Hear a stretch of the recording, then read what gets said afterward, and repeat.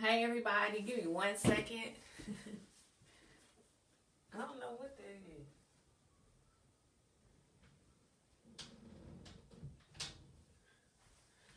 is. Okay. So I'm on IG over here and Facebook here tonight. So if y'all would just be patient with me as I get set up here. I'm trying to share this video to, okay, I did. Great. I was trying to share this to my main page and I was able to get that done. Okay. So I took a few notes on the topic that you see, how the lack of healing breeds generational curses. And so, well, let's get into it. So we hear the topic, I'm a generational curse breaker, out here breaking curses or whatever the case is, right? That is I don't want to say it's a big trend, but because I believe that we are in that season and a lot of people are called to do that for their families, right? However, I think there's much more behind it than just having the desire to change the dynamic behind you for your family. You have to actually do the work that it takes to break the generational curses, right? And so for some of us, the thing about generational curses is, if you are one of those ones that has been called in your family to do this for your family and the generations behind you, you'll come to find out that a lot of the healing and a lot of the undoing of issues that you have to work through started way before you. Okay? Understand. Hear me very clear. A lot of the things that you may be called to break in your family, right? Those issues started long before you, right? So there's a positive outlook to have about it and then a negative outlook to have on it, right? So, the thing is, it's going to take, your utmost vulnerability, engagement, persistence, endurance through the process. But at the same time, it gives you hope to know that these things didn't start with you, all right? I think with a lot of, if you've ever gone to therapy or if you've ever just looked at yourself in the mirror, sometimes you tend to think that, oh, I have all of these problems, I have all of these issues. When the case is, it's not just you alone, but it's things that have been going on in the family and have just been cycling one after another because nobody has stopped it to do the work so that it doesn't pass down.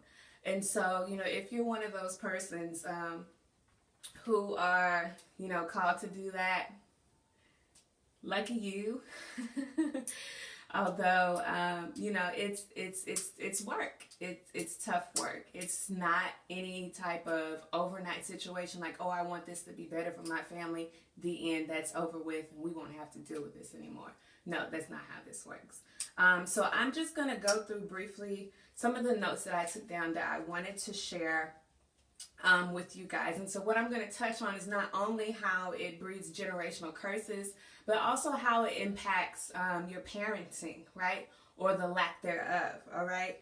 So one of the things that I have discovered is that, and you may want to try this, right, with, some of your parents that are still with you, be it your mother or father, great aunt, great uncle, or your grandparents, right? Ask them what their childhood was like, or ask them what kind of parent was their father or their mother, right? Ask them that question. What was your father like? What was your mother like, right? Ask them those questions and see what type of response that you got. One of the things that I have noticed, depending upon their age range, is things have evolved and things have definitely changed. But you may find that your parents may not say much, okay, about their parents, because a lot of that generation is really big on honoring your parents, right? And so they may see or think to believe that, you know, they're expressing their true feelings as to how their parents really were, you know, to them is a lack of honor. And so you may get a response like, well, you know, she made sure we were fed, right? Oh, is that it? Is that it? Okay. Or their father, he was a good provider. You know, we had clothes on our backs. Those may be some of the responses that you get. And I'm eager to know. So definitely ask. And if you think it's worth your time, come back and comment. I would appreciate it, right? So you may find simple responses like that. Reason being, just because of the difference in error, right? Like I said, the answer is going to vary based on, you know, what area their parents actually came up in. And so for some of them, that's all that they could do was, or all that they knew was, you know, hey, I need to provide for this child. I need to make sure that this child is clothed. I need to make sure they're fed. And that's it. Reason being is that a lot of parents from those generations, they were just trying to survive, all right? That's all that they were focusing on, is just trying to survive, trying to get through day by day. And then if you have, you know, larger families, God forbid, okay, you're going to have some unmet needs there. And so I find that even today, some of us are still carrying on in this need to survive, right? Type of mode, to the point that it is, that's all we know, right? Day to day, I gotta go clock in, I gotta work, you know, I gotta make this money so that I can keep the lights on, keep the water running, keep food on the table, and that's it. It's like a one-track mind. And so it's very likely if one of them will focus outside of that, to the point of, okay, how is my child doing today? You know, are they able to express their emotions, you know, in a good way, in a healthy way? You know, what is their learning like? You know, what are their learning abilities? What are their learning deficiencies, right? What are some things that, you know, I can do to, you know, help them progress, and so on. Being able to hone in on a child's talents and gifts. And so the thing is, you know, when you are focused on surviving and getting through the day, those things that I just mentioned may not be priority on the list. And so in those cases, the children will suffer, you know, from neglect. And although it may not be intentional, they still do suffer, and suffer, you know, tremendously, until they're able to recognize those issues for themselves, be it in their adolescence, or even in their adulthood. And that's if they pay attention to it then. And so, like I said, in the case that these things aren't recognized and dealt with, then they just cause cycles to repeat. One of the things that I want to touch on, though, is the fact that you do have other case scenarios too, where, you know, maybe certain things occurred in certain families. that have been buried, that have been kept secret for whatever those reasons are. And, no matter how bad the situation may have been, those especially end up hurting our families. And what you may discover is that those things that have been swept under the rug, that have been hidden, that nobody in the family talks about, everybody knows, but nobody in the family, talks about, often ends up showing up again in the generations to come.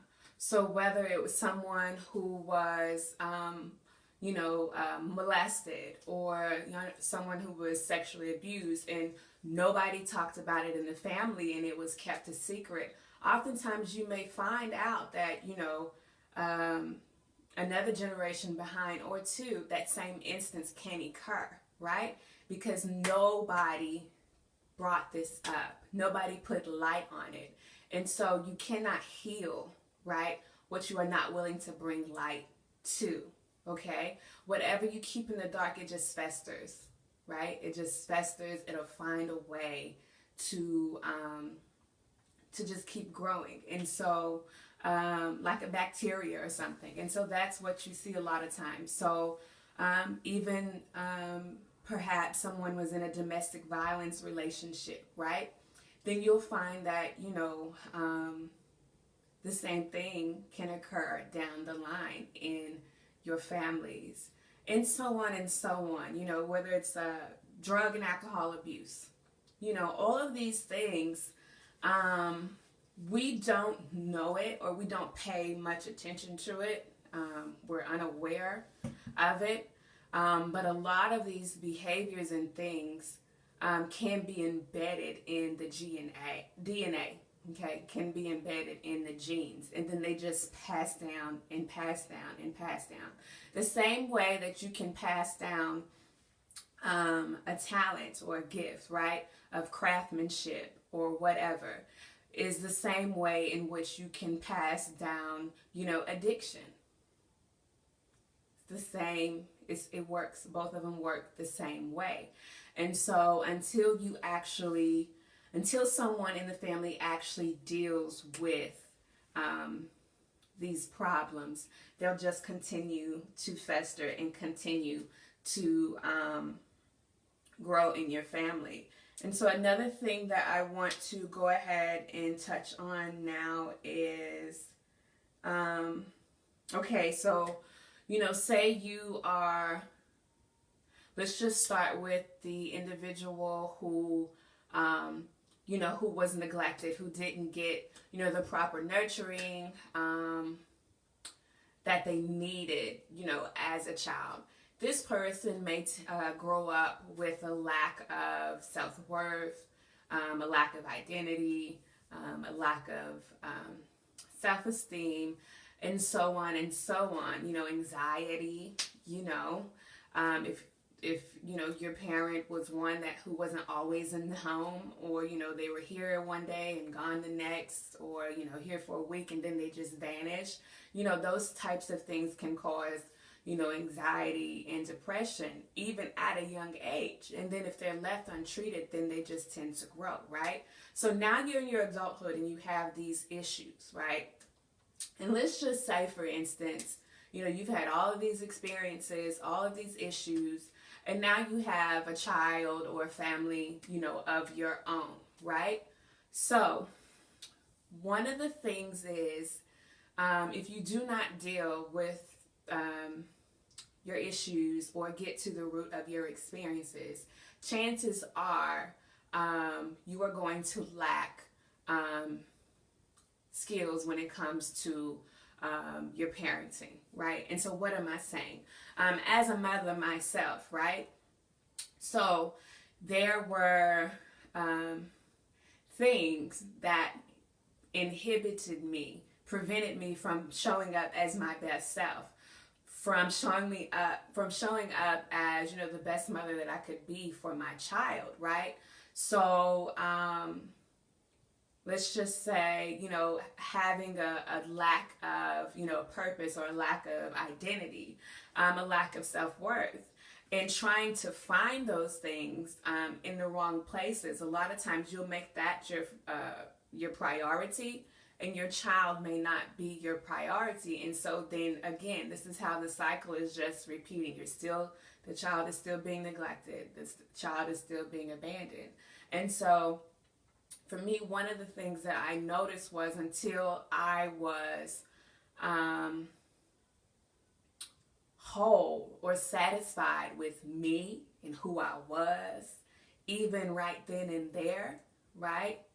Then I was able to be more present. Now, mind you, as a mother, as women, like, you automatically have instincts, so you know what to do, right? That does not change. You know that, when your child needs something, when they're cooing, what it is, what type of cry it is. Those things are just natural, thank God, right? Those are things that are embedded in us. But when it comes to actually being fully present and being content within ourselves, enough to where we're aware, that's the biggest thing that I'm trying to get across, where we're aware of, our child's needs outside of their basic needs, right? So when I was able to love myself, I became more creative, right?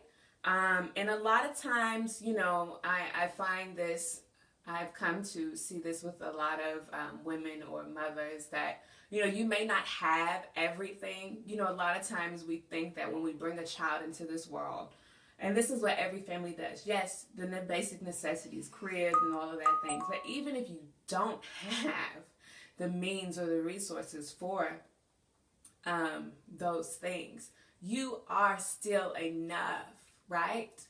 You are still enough for your child, right? For the child that you gave birth to, regardless of what you have and what you do not have, you are enough.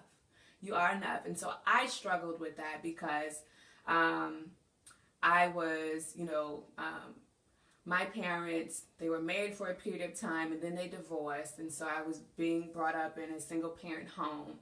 And now I was raising, a child without a father present. And so I always struggled early in with, am I enough? What if she, misses, or what if she gets left out in this area or whatever. And so that was always on my mind. It was anxiety. I was always thinking, if and am I enough, and what about this and this and that and then the third, to the point that I wasn't present. Okay, I could not be present and just sit, okay, in a moment with my child.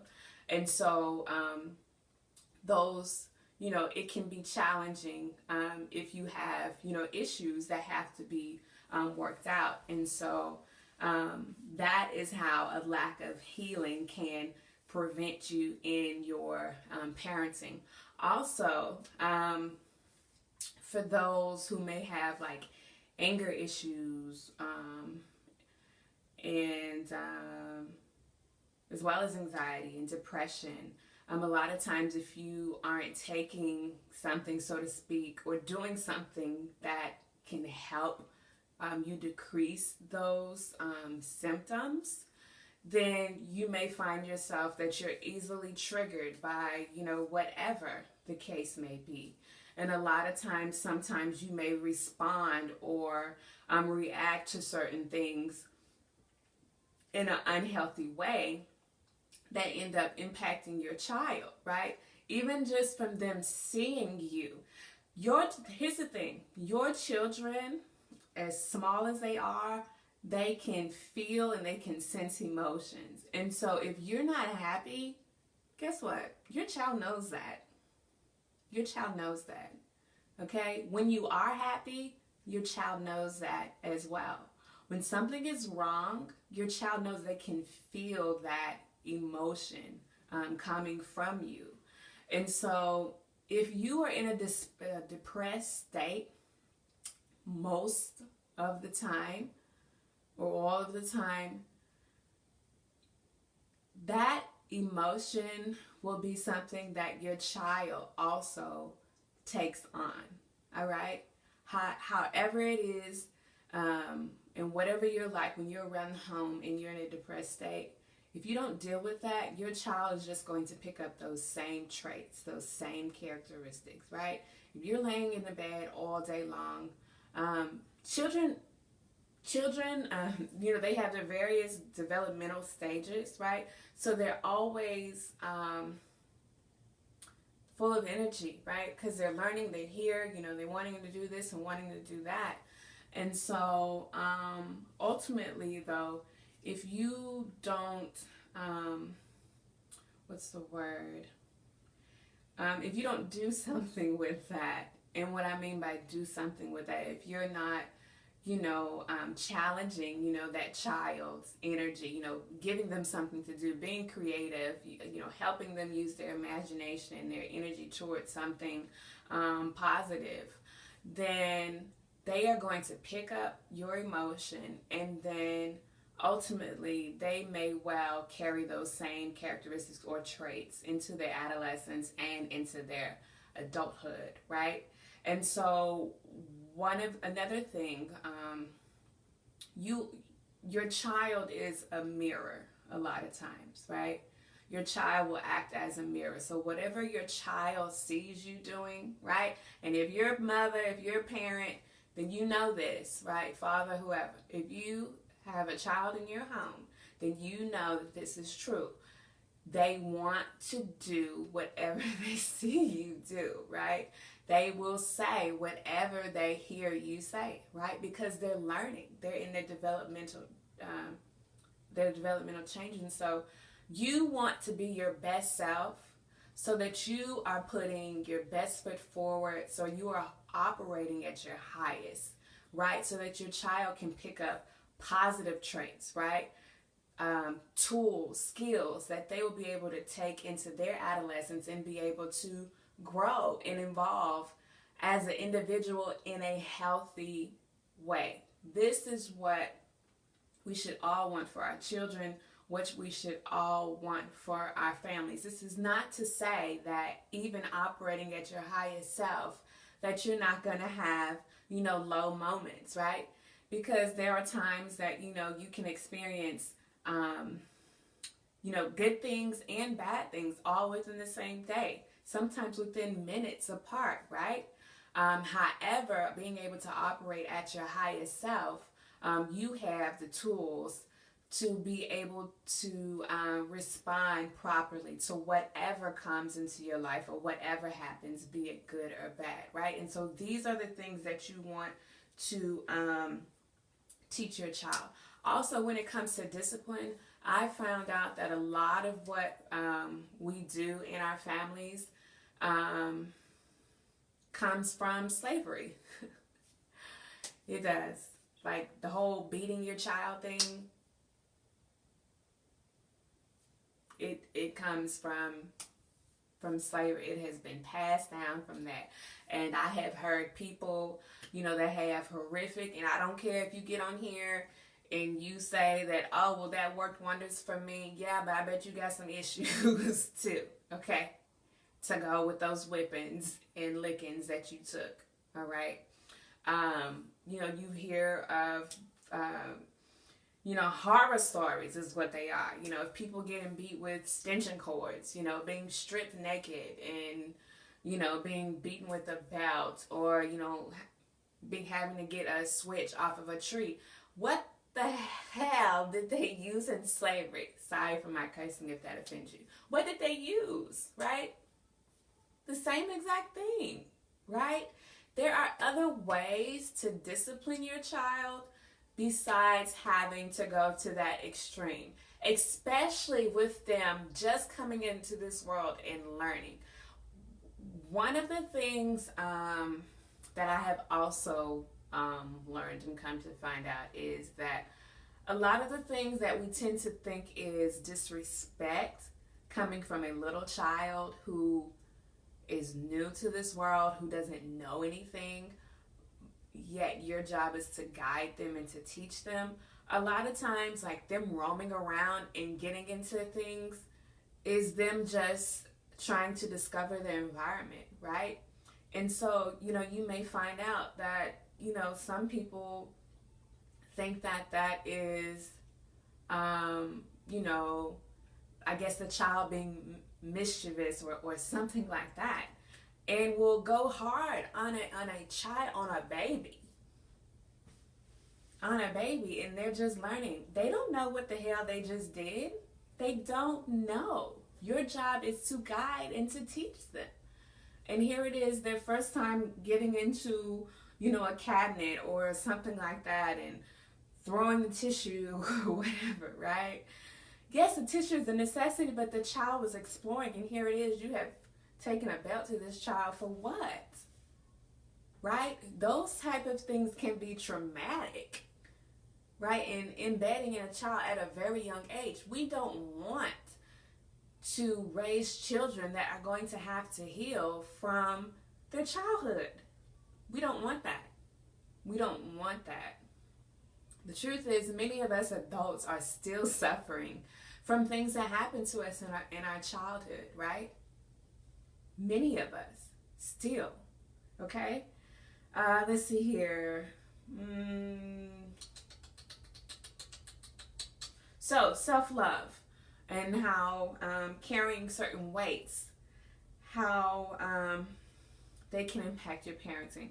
If you are, and I think I did touch on this a little bit, but if you're thinking that you're unworthy, that you can't accomplish something, you're not going to feel good about yourself. And if you're not feeling good about yourself on a day-to-day basis, then it just, again, it prevents you from showing up as your best self. And so until you're willing, right, to face whatever it is you think about yourself in the mirror, right, until you're ready to face those things, nothing will change. All right, nothing will change. But you have to be willing to face them and then to let them go, right?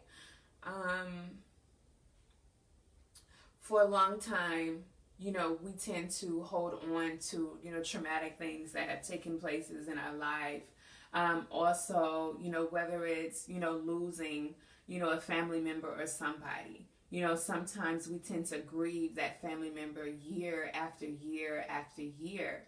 And so even that impacts us. It prevents us from showing up as our best selves.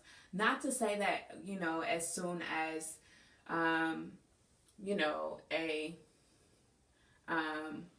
family member transitions, that you're not to grieve them. I'm not saying that at all. And I'm also will make it clear that everybody grieves differently. So it will take time. But at some point in your life, you should be strong enough, or at least be willing to move beyond the grief and accept peace, right? As, something that you have access to and something that, you can live in on a day-to-day basis.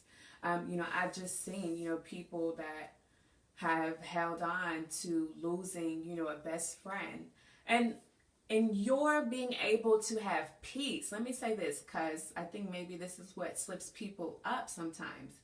Your ability to have peace does not mean that, you weren't loyal, or that you're no longer loyal to that friend or family member that you lost, or that you no longer miss that family member or friend, that was here, that is no longer here with you.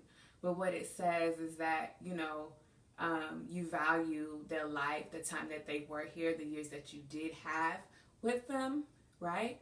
And, but, yet and still you're choosing to, walk in peace, knowing that they are at rest, right?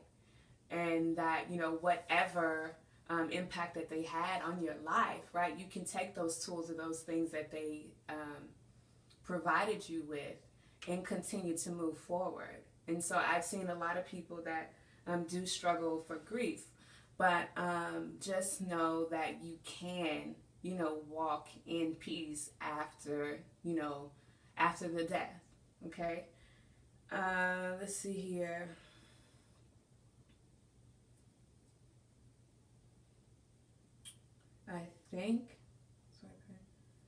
I think I have touched all of my little notes here. This is great, right? So, I don't know if anybody has any questions. It's not showing how many people are actually on the live. If you do have some questions, I don't even know if they would come up, but feel free to drop them in the comment section below, as well as you can DM me as well. And so I'm going to be doing more discussions on this throughout the month. The theme is self-love. And so, without it, when it comes to our families, we're not able to, show up as our best self and be the mother, the daughter, the wife, the husband, the brother, the uncle, whoever it is that we need to be for those that we actually care about. And so, it's gotten to a point now where we as Black families, okay, this is the truth, okay, we cannot continue to operate as we always had, okay? We cannot. We cannot continue to say that, okay, that's just the way so-and-so is and, blah, blah, blah, and look to the left. We can't do that. We can't afford to do that. We cannot, right? There was a poll or something that I saw where I think they're saying like by 2040, 42 maybe, like Black wealth is, they're trying to say like it won't even be on the meter, excuse me, right? Like it'll be immeasurable. Why is that, right? Why is that? And I believe that this plays a big part in it, right? Because one of the things that I have noticed, even as an individual, right, not just when it comes to parenting, but as an individual, it wasn't until I did the work and I was able to embrace the person that I was becoming, because before I was afraid, because I had the issues of lack of identity, lack of self-worth, and then holding on to traumatic experiences that I had gone through. And so because I was unable to show up, or it wasn't until I dealt with those things that I was able to show up and accept who I was becoming and to, walk in who it was that I've always been destined to be, that now I have no problem, functioning or being creative or being able to embrace a new idea, right? And seeing what that can create for me and my family, right? Whereas before it's like, oh God, I don't believe that I can do that, right? That's what so many of us suffer from, is when you don't have self-love and when you don't know who you are, you lack the confidence and the belief that you need to be able to accomplish your goals, right? To be able to actually have success. If you don't believe that you can do something, okay, it's not going to get done, period. I don't care how much you think about it. If you don't actually believe that you can do it and or that you're worthy of it, you're not going to be able to achieve it. You're not. Because you're not going to be able to put in the work that it takes to get those things done until you actually believe that you can do it and that you can have it. All right? And so when it comes to being able to, bring generational wealth into the family, like there are several things, I'm going to get off here shortly. There are several things that, you as an individual may be called to do or called to create. It can be more than one thing, right? Chances are you're not going to embrace that or go after that if you don't believe that you can. But the truth is we all can, because it never would have been given to us as individuals to do or to perform if we did not have the ability to it, right? The place where we get slipped up is believing in ourselves, right? And until you're willing to do the work, until you're willing to heal all of these other issues, right? You're not going to be able to have real success. No, you're not. That's why you see so many celebrities, so many people in the news, in the headlines, right? And I don't want to be judging anybody, but that's why you see so many people who are still struggling, who have what we think is success, But on the inside, they're still unhappy. They still can't stand the person that they look at in the mirror, right? And so that's a problem, right? And so you have to decide, what is real success for you? What is real happiness, for you? You get to decide what that is, right? And once you make the decision to do that, then you're able to do the work and to accept all of the things that come after that, right? But most importantly, healing, it's a necessity. It's a must. It's a must. I don't believe that there's any way that you can have real success without it. I don't. I really don't believe that. I have always had an image, and perhaps you as well. You probably have an image of what your higher self looks like, right? Of what you look like being at your best. Whatever your dreams, your aspirations, your goals are for yourself, right? You have an image in your head, right? You've been holding on to this image since you were 13 or 16, right? Well, until you are able to face whatever issues you may have that could prevent you from achieving that success, you won't be able to operate at that higher level. You will not. You will not. And you wouldn't want it any other way because it hits different, right? That's what everybody say. It hits different when you can be whole and content and happy on the inside, no matter what happens, no matter what comes, no matter what goes, right? If you lose your car this day, if you lose your house that day, if so-and-so leaves you, turns their back on you, if this family member passes away, in spite of all of the things that could happen to us, when you are whole and when you are happy and when you are satisfied with self, life just hits differently, right?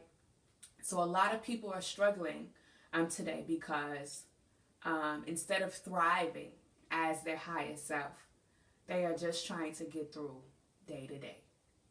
They're just trying to survive. And I was there, so I'm not talking about you. I know what that feels like. But I want you to know that better is available for you. You can have a better life, right? You deserve that. All of us deserve that. Despite what you have gone through, despite what you have done, right? Despite what you allow, dark clouds to hang over your head, right? Despite what experience that you keep here and you don't want to ever speak on it, right? Despite all of those things, all of us deserve to have and to live our best life, period. And I just want you to know that the way to get there is through healing. And so I would recommend that, if anything that I have said that has maybe sparked something inside of you to move forward and to improve, in any area of your life, that it is okay to seek therapy. It is okay. I've done it, okay? And time to time, I still talk to my therapist. It's okay, right? Because what it does is it connects. I've learned that it connects the dots to the things that you have lived through, and how those things breed habits, in your life. And so it just brings a sort of revelation as to, it answers, it gives you the aha, oh, so that is why, kind of deal, right? So it connects the dots in that way, but not only that, but it also will provide you with tools to be able to deal with them in a healthy way.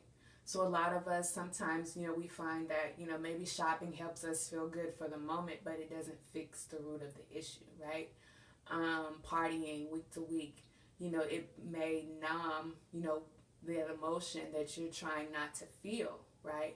In the meantime, but it won't get rid of it, right? Okay, and so By going to therapy, you'll learn tools that will actually help you, and that you can put into practice on a day-to-day basis to help you be your best self, right? And there's no excuses for it, right? These days, because there's all types of tools that you can utilize that can assist you in this area of your life, if it's something that you really, really, really want to do, right? And the biggest thing, or the most important thing, is that, and my therapist helped me with this. This is something she would say: all you have to do is be willing. That's it. All you have to do is be willing. When it comes to the difficult pieces and the difficult parts of your life, all you have to do is be willing to let them go, or be willing to try something new, right? And it's the willingness that will set off a chain of events in your life, to where healing can occur. So anyway, I'm gonna go. I don't know how long I was on here, but I hope this helps. Shayna said that was great. Thank you, Shayna. Thank you. I hope that this helped. I just took down like maybe 7 or 8 points, and I know I talked a lot, but I think that this is something that will help families out a lot. I really do, and I hope that we take this seriously, because as I said, Black families, we can't afford to continue to wonder any other way in life when we can have better. Okay? All right, so I'm going. Thank you, guys.